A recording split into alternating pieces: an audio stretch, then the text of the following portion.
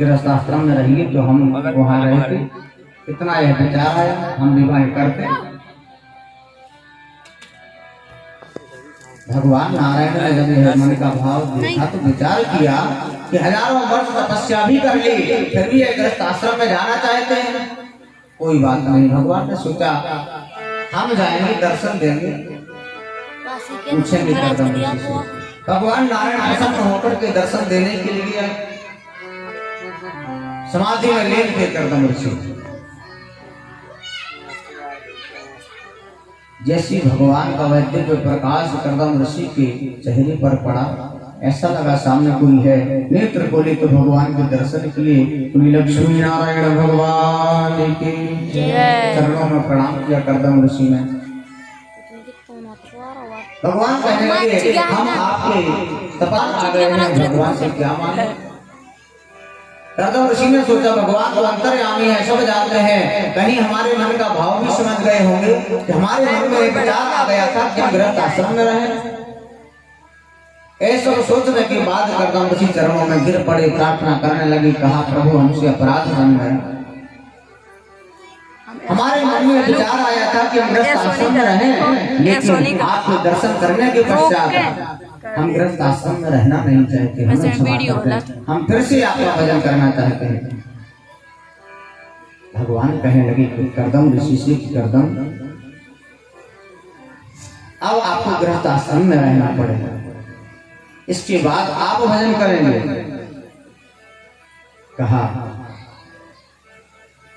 कि राजा जो स्वयं मनु है, जिनकी 3 पुत्रियां हैं, आकृति, देवहूति, प्रसूति, वह देवहूति को लेकर के आएंगे, आपसे विवाह करेंगे, आप विवाह करना। तो कर्दम ऋषि ने सोचा जब भगवान कह रहे हैं तो हमें कुछ भगवान से भी वरदान मांगना चाहिए। कर्दम ऋषि ने कहा देखो प्रभु आप कह रहे हैं तो ठीक है, विवाह करेंगे, लेकिन विवाह कब करेंगे? यदि आप हमारे यहाँ पर पुत्र बन करके आएंगे तो विवाह करेंगे, नहीं तो नहीं करेंगे। अब भगवान ने सोचा हम तो उल्टे फंस गए,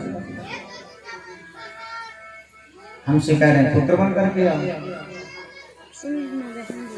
भगवान ने कहा ठीक है, यदि ऐसी बात है, भगवान को लीला करने की कहने लगे ठीक है, वरदान देकर के भगवान अंतर ध्यान हुए। राजा स्वयं मनु आए, देवहूति को लेकर के, देवहूति का विवाह कर्दम ऋषि के साथ में हुआ। कर्दम ऋषि के साथ में विवाह जब हुआ तो कहा कर्दम ऋषि ने राजा स्वयं कि आपकी पुत्री से हम विवाह तो कर रहे हैं, लेकिन हमारी एक शर्त है। कहा क्या है? क्योंकि कर्दम ऋषि ने अपने मन में यह विचार किया कि जब हमारे यहाँ पर पुत्र के रूप में भगवान ही आने वाले हैं और संतान की कामना क्यों करें, गृहस्थ आश्रम में हम क्यों रहें, हम भगवान का भजन करेंगे। तो कहा कर्दम ऋषि ने राजा शंभु मनु से कि हमारे यहाँ पर एक पुत्र का जन्म होगा और हम गृहस्थ आश्रम को त्याग देंगे, यदि आप इच्छा हो तो विवाह करिए। राजा शंभु मनु ने सोचा भगवान की इच्छा है, भगवान की आज्ञा से हम आए हैं, इसमें हम कुछ नहीं कर सकते, विवाह कर दिया। पर्णकुटी में जैसे आसन लगा करके बैठे कर्दम ऋषि कहा भगवान का भजन करना चाहते हैं। जैसे भजन करने के लिए बैठे तो 40 वर्ष की समाधि लगी। देवहूति क्या कार्य करते हैं, गीला वस्त्र लेकर के पहुंच देती, आरती कर देती, कभी फल तोड़ करके खा लेती, कभी पत्ते तोड़ करके खा लेती, कभी जल पी करके ही रह जाती। 40 वर्ष व्यतीत किए। 40 वर्ष बाद जब कर्दम ऋषि की समाधि खुली, देवहूति को देखा, भूल गए, कहने लगे आप कौन है? देवहूति ने हाथ में करके कहा हमारा विवाह आपके साथ में हुआ है। तो कहा हमारी समाधि लग गई थी, हजारों वर्ष समाधि लगी रहती है, अभी तो 40 वर्ष में समाधि खुल गई, आपको अपने पिताजी के घर पर जाना चाहिए था। देवहूति ने कहा आप समाधि में थे, आपकी आज्ञा नहीं मिली, हम कैसे जा सकते थे? ऐसा सुनकर के कर्दम ऋषि प्रसन्न हो गए। तो सरोवर था, सरोवर में जैसे स्नान किया, युवावस्था को प्राप्त हुए और जैसे ही ध्यान किया तो ध्यान करते ही संकल्प के द्वारा सुंदर महल तैयार हुआ। संकल्प के द्वारा एक विमान आया, जहाँ का विचार मन में हो वहाँ वह विमान पहुंचा था, हमेशा विमान वहाँ पर तैयार हुआ। निवास करने लगे करदम ऋषि। करदम ऋषि ने सोचा एक पुत्र का जन्म होगा, हम जाएंगे फिर भजन करेंगे। लेकिन भगवान की इच्छा तो कुछ और ही थी। 9 पुत्रियों का जन्म हो गया, पुत्र का नहीं। अब जैसे ही करदम ऋषि ने सोचा, भगवान ने कहा था पुत्र बन करके आएंगे, पुत्री बन करके तो आ नहीं सकते, हम क्या करें। 9 पुत्रियों का जन्म हो गया, उनका पालन पोषण किया, उनका विवाह है बड़े बड़े ऋषियों के साथ में किया। बड़ी पुत्री का नाम था कला। कला का विवाह हुआ मरीच ऋषि के साथ में। दूसरी पुत्री का नाम था अनुसुईया। अनुसुईया का विवाह हुआ अत्रि ऋषि के साथ में। तीसरी पुत्री का नाम था श्रद्धा। श्रद्धा का विवाह हुआ अंगिरा ऋषि के साथ में। चौथी पुत्री का नाम था हविर्भू। हविर्भू का विवाह हुआ पुलस्त्य ऋषि के साथ में। पांचवी पुत्री का नाम था गति। गति का विवाह हुआ पुलय ऋषि के साथ में। छठवीं पुत्री का नाम था प्रिया। प्रिया का विवाह हुआ क्रतु ऋषि के साथ में। तो 7वीं पुत्री थी, 7वीं पुत्री का नाम था ख्याति। ख्याति का विवाह हुआ भृगु ऋषि के साथ में। जो 8वीं पुत्री थी, 8वीं पुत्री का नाम था अरुंधति। अरुंधति का विवाह हुआ वशिष्ठ ऋषि के साथ में। जो 9वीं पुत्री थी, जिनका नाम था शांति। शांति का विवाह हुआ अथर्वा ऋषि के साथ में। 9 पुत्रियों का विवाह हुआ। अब करदम ऋषि ने भगवान से प्रार्थना की थी, कहा प्रभु आपने कहा था पुत्र बन करके आ जाएंगे, 9 पुत्रियां आ गई, आप नहीं आए, हमें भजन करना है, आप दर्शन दें।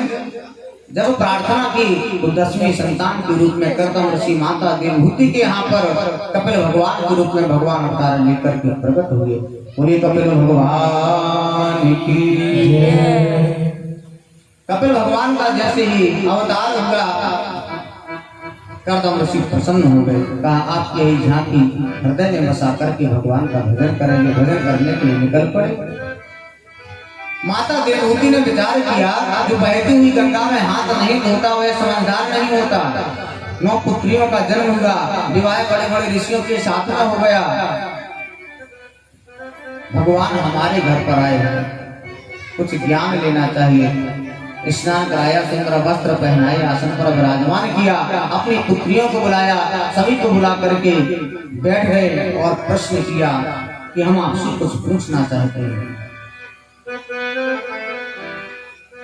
कपिल भगवान कहने लगे, माता आप स्वयं विदुषी हैं, हम आपको क्या शिक्षा दें। फिर भी यदि आपकी इच्छा है तो पूछिए, प्रश्न क्या है, ध्यान से सुने। कपिल भगवान से माता देवहूति ने प्रश्न क्या किया।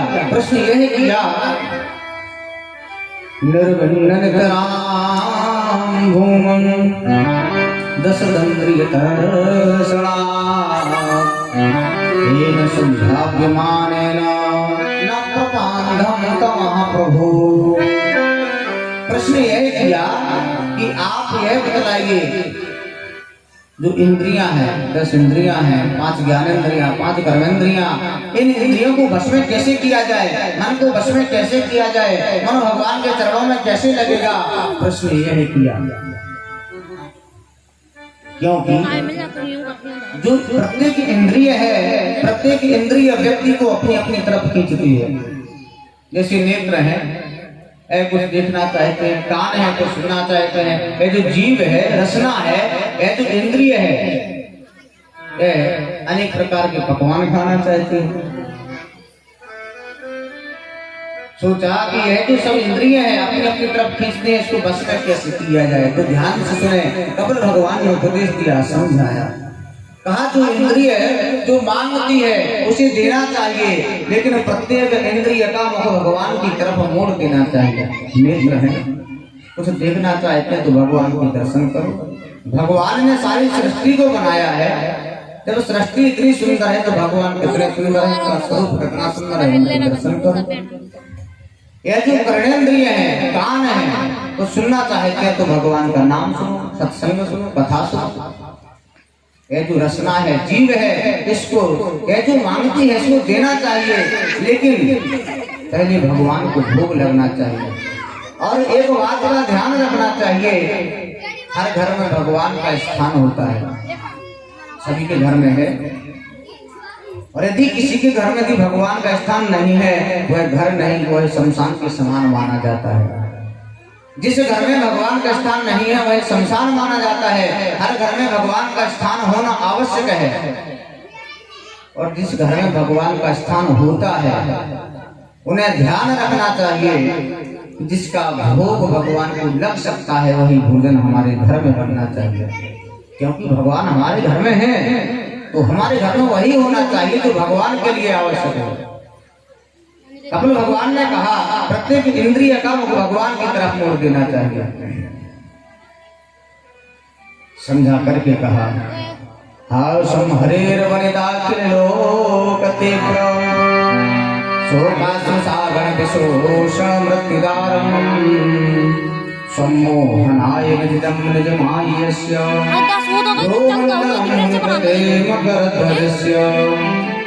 ध्यान से सुनो। भगवान के दर्शन की बात कही, जैसे तो दर्शन की बात में सबसे पहले कहा है कि भगवान के चरणों के दर्शन करें। भगवान के मंदिर में जाते सीधे भगवान के मुख के दर्शन नहीं करने चाहिए, चरणों के दर्शन करें। चरणों के दर्शन की बात क्यों कही? इसलिए कही कि भगवान के चरणों में वज्र, अंकुश, ध्वजा आदि के चिन्ह होते हैं, और हमारी पर कुछ ना कुछ पाप की गठरी होती है, चाहे जानकर के पाप हो जाए चाहे अनजाने में हो जाए। तो जब भगवान के चरणों के दर्शन हम सभी करते हैं तो पाप की गठरी अलग हो जाती है। फिर भगवान के स्वरूप का दर्शन करें, फिर भगवान के मुखमंडल का दर्शन करें, उसका फल हमें प्राप्त होता है। हर समय भगवान का स्मरण करना चाहिए, भगवान का चिंतन करना चाहिए, दान करते रहना चाहिए। जैसे एक सेठ जी थे, बहुत कंजूस थे। एक सेठ जी बहुत कंजूस थे, कभी दान करते नहीं थे। सभी लोगों ने कहा सेठ जी बहुत दिन हो गए जब से हमने आपको देखा है, दान करते कभी देखा नहीं, एक काम करो कुछ ना कुछ दान कर लो, करना चाहिए। सेठ जी कहने लगे देखो हम जैसे हैं ठीक है, हमें मत समझाओ। और सब लोग पीछे पड़ गए, बोले कुछ नहीं किया, कुछ तो दान पुण्य करो, धर्म करो। सेठ जी ने कहा हम कर लेंगे, तुम्हें हमसे क्या लेना देना, अपना काम करो। लेकिन नहीं माने, सभी कहने लगे कुछ ना कुछ तो दान आपको करना पड़ेगा। कहा ठीक है हम आज जाएंगे, दान करेंगे। तो मंगलवार के दिन पहुंचे हनुमान जी महाराज के दर्शन करने के लिए। जैसे ही गए सोचा क्या लेकर के जाए, तो एक चांदी का सिक्का लेकर के गए। अब मंदिर में बहुत भीड़ लगी थी, लाइन में लग गए। गर्मी का समय था, चांदी का सिक्का लिए थे हाथ में, तो मुट्ठी में बंद कर लिया। लाइन में पीछे पीछे सबके साथ चलते जा रहे थे। कुछ समय हुआ, जैसे ही दान करने का समय आया, सेठ जी ने जैसे मुट्ठी खोली और देखा कि सिक्का, अब गर्मी का समय था, पसीना से सिक्का भीग गया। तो सेठ जी ने सोचा कि सिक्का रो रहा है, हमें दान मत करो। सेठ जी ने सोचा बताओ सिक्का रोने लगा है, अब नहीं करेंगे दान, चाहे कुछ भी हो जाए। बताओ सिक्का भी रो रहा है और हम भी रो रहे हैं, दान क्यों करें। सेठ जी लौट करके आ गए। सभी ने कहा दान किया कि नहीं? बोले गए तो थे दान करने के लिए, लेकिन जब सिक्का रोने लगा तो बताओ हम क्या करें, हमारी गलती थोड़ी है। कहा ठीक है दान नहीं किया तो कुछ ना कुछ भजन पूजन कर लो। सेठ जी पहुंचे एक संत जी के पास, कहा कोई हमें ऐसा नियम बता दो, ऐसा उपाय बता दो जिससे भजन पूजन हो जाए और 1 रुपया खर्च नहीं होना चाहिए। संत जी ने कहा देखो किसी को कुछ नहीं दोगे तो पूजन का सामान तो लाना पड़ेगा, कुछ ना कुछ खर्चा तो होगा। बोले ऐसी पूजा नहीं करनी हमें, 1 रुपया खर्च नहीं हो, पूजा पूरी हो जाए, ऐसी व्यवस्था बताओ। संत जी ने कहा ठीक है ऐसी भी व्यवस्था है। कहा तुम सुबह 4 बजे उठना, स्नान करके आसन पर बैठ जाना, नेत्र बंद करना और मन में केवल विचार करना कि हम भगवान के भक्त हैं, भगवान को स्नान करा रहे हैं, वस्त्र पहना रहे हैं, तिलक लगा रहे हैं, आरती कर रहे हैं, भोग लगा रहे हैं। मन में सोचना है, करना कुछ नहीं। सेठ जी ने सोचा यही सही उपाय है, रुपया तो नहीं लगेगा, सोचते रहेंगे, सोचने में क्या लगना है। संत जी ने कहा था 4 बजे उठना, सेठ जी 3 बजे उठ गए, बैठ गए नहा धो के आसन पर। मन में विचार कर रहे हैं, हम भगवान के बहुत बड़े भक्त हैं, गंगा जी में स्नान कर रहे हैं, गंगा जल से भगवान के स्नान करा रहे हैं, वस्त्र पहना रहे हैं, तिलक लगा रहे हैं, आरती कर रहे हैं, भोग लगा रहे हैं। पहले दिन की पूजा 2 मिनट में हो गई। सोचा कल फिर देखेंगे, दूसरे दिन फिर बैठे, अब सोचने में कुछ समय लग गया, 5 मिनट हो गए। तीसरे दिन बैठे, समय और लग गया विचार करने में, 10 मिनट हो गए। अब धीरे धीरे सेठ जी पूजन करने लगे, मन में सोचते रहे, स्नान करा रहे हैं, वस्त्र पहना रहे हैं, तिलक लगा रहे हैं, आरती कर रहे हैं, भोग लगा रहे हैं। धीरे धीरे ऐसा समय हुआ कि सेठ जी का इतना मन लगने लगा कि विचार करते करते 2-2 घंटे निकल जाते, बैठे रहते। उन्हें ऐसा आभास होने लगा कर रहे हैं। अब एक दिन पूजा कर रहे थे सेठ जी, अब भोग लगा के दूध में शक्कर डाल करके, जैसे दूध में शक्कर डाल करके भोग लगाया, अब उस दिन मन में विचार किया शक्कर दूध में ज्यादा डल गई। अब सेठ जी ने सोचा आज तो शक्कर ज्यादा डल गई दूध में, कल के भोग के काम में आ जाती, क्योंकि मन इतना लग गया कि विचार यह कर रहे थे कि हम तो सही में पूजा कर रहे हैं। अब मन में विचार किया कि शक्कर आज ज्यादा डल गई, अब क्या कर। मन में सोचा कोई बात नहीं, डल गई है तो डल जाने दो। फिर सोचा ऐसे कैसे डल जाने दो, कल के भोग के काम में नहीं आ जाती है। सोचने लगे एक काम करते हैं, अभी घुली थोड़ी होगी, निकाल देते हैं, सूख जाएगी, कल फिर डाल देंगे। कंजूस तो थे, जैसे ही दूध के पात्र में हाथ डाला, शक्कर निकालने के लिए भगवान ने आकर के हाथ पकड़ लिया। भगवान कहने लगे इसमें तुम्हारे बाप का क्या लग रहा था, सोच रहे थे क्यों। सेठ जी कहने लगे आज पता चला कि ज्यादा शक्कर डालने से प्रसन्न होते हो, हमें पता होता तो पहले दिन 1 बोरी डाल देते हो, बैठ जाते हैं। भगवान कहने लगे ज्यादा शक्कर डालने से प्रसन्न नहीं हुए हैं, कहा फिर कैसे हो गए। कहा आपने आसन को जीत लिया, आप हमें विचार करते करते जिता सुनो, आप 2-3 घंटे बैठे रहते, एक आसन पर आसन बदली नहीं, हम प्रसन्न हो गए। तो कहने का मतलब मन में भी पूजा होती है, मानसिक भी पूजन कर सकते हैं, लेकिन इतना लोभ भी अच्छा नहीं होता, लोभ भी नहीं करना चाहिए। वह तो उनके लिए व्यवस्था है जो कुछ नहीं करे, जब कुछ नहीं करे तो मन में तो भगवान का नाम लेते रहो। बोले भक्तवत्सल भगवान की, सभी लोग भगवान का कीर्तन करेंगे, ताली सेवा करते होंगे, सभी गाएं भगवान का कीर्तन करेंगे। गजबी बजैया की मैं ताली करूं, यमुनाधर कन्हैया की जय हो। मैं तारीफ मुरली करूं, यमुनाधर कन्हैया की। वो दान कौन सी है, मेरे साथ मुझे बता दे, हे दान कौन सी है, मेरे साथ मुझे बता दे, वो दान कौन सी है, मेरे साथ मुझे बता दे, कौन सी है, मेरे श्याम ये बता दो, कौन सी है, कौन सी है,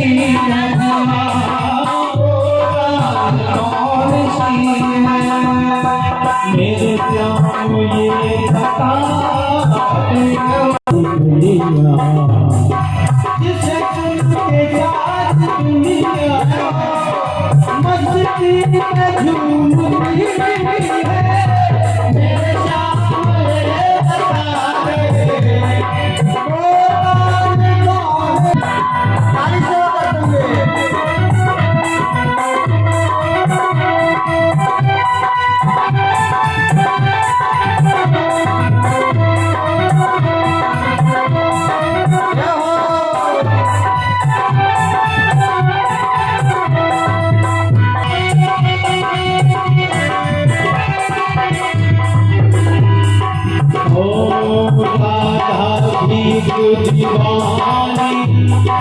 मीरा भीख दीवानी हो, मीरा भीख दीवानी, मीरा भीख दीवानी, भीख दीवानी हो, मीरा भीख दीवानी, मीरा भीख दीवानी।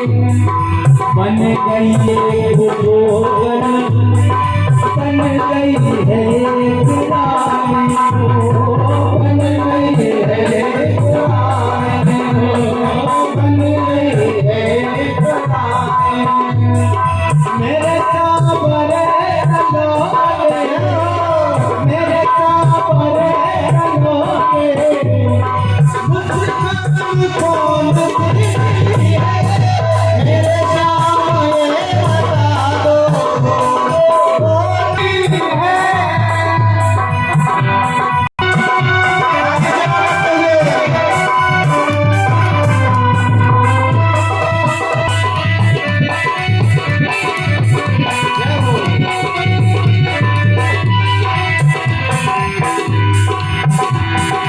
सावल छवि तेरी, जाऊं मैं बलिहारी हो, जाऊं मैं बलिहारी हो, जाऊं मैं बलिहारी।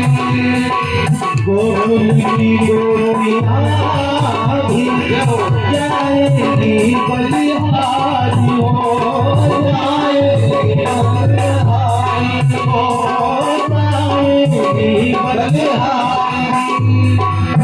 ओ मेरे सावरे संगो, मेरे सावरे संगो में मुस्कान कौन सी है, मेरे सामने बता दो वो कौन सी है, मेरे सामने बता दो कौन सी है, ओ कौन सी है, कौन सी है। जिसे चित्र की सारी दुनिया की ढूंढती है, मेरे सामने बताओ वो रात कौन सी है, मेरे सामने